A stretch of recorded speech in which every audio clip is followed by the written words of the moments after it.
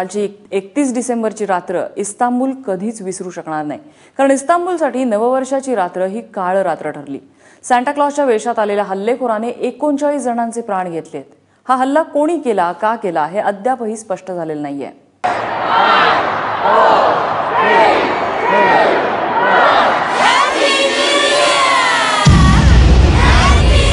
जगभरात मोठ्या उत्साहात नवीन वर्षाचं स्वागत सुरू होतं।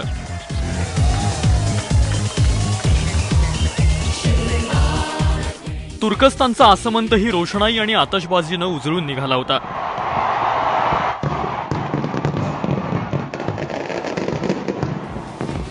दोन 2017ची सुरुवात होऊन काही तासही लोटले नव्हते, तोच इस्तांबूलमध्ये ते संकट येऊन धडकलं।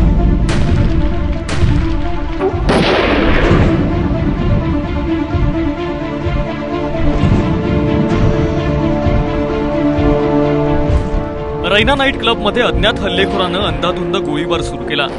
सांता क्लॉजचा वेश परिधान करून आलेल्या हल्लेखोरानं 39 जणांचे प्राण घेतले, तर 40हून अधिक जणांना जखमी केलं। हल्ल्यात मृत्युमुखी पडलेल्यांमध्ये 16 परदेशी नागरिकांचा समावेश आहे। नवीन वर्षाच्या आगमनालाच रक्ताचे पाठ वाहिल्यानंतर हल्लेखोर घटनास्थळाहून फरार झाला। दरम्यान हल्लेखोराला शोधण्यासाठी इस्तांबूलमध्ये हाय अलर्ट जारी करण्यात आलाय। शहरातल्या प्रमुख रस्त्यांवर नाकाबंदी करण्यात आली आहे। गेल्या काही वर्षातल्या घडामोडी पाहता इस्तांबूल नेहमीच हल्लेखोरांच्या टार्गेटवर राहिलाय। 2016 मध्ये इस्तांबूलवर 3 वेळा दहशतवादी हल्ला झाला। 28 जून 2016ला दहशतवाद्यांनी इस्तांबूलच्या विमानतळावर हल्ला केला। विमानतळावर झालेल्या हल्ल्यात 45 जणांचा मृत्यू झाला, तर 230 जण जखमी झाले। त्याआधी जानेवारी आणि मार्च महिन्यात इस्तांबूलवर आत्मघातकी हल्ले झाले।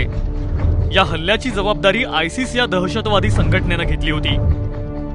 लष्कराचा मोडून काढण्यात आलेला उठाव, सक्रिय झालेले खुर्दिश फुटीरतावादी आणि आयसिस सारख्या दहशतवादी संघटनेचं सावट अशा चक्रव्यूहात इस्तांबूल अडकलंय। आता या चक्रव्यूहातून बाहेर पडण्यासाठी तुर्कस्तान कोणतं पाऊल उचलतो हे पाहावं लागेल। ब्युरो रिपोर्ट, एबीपी माझा।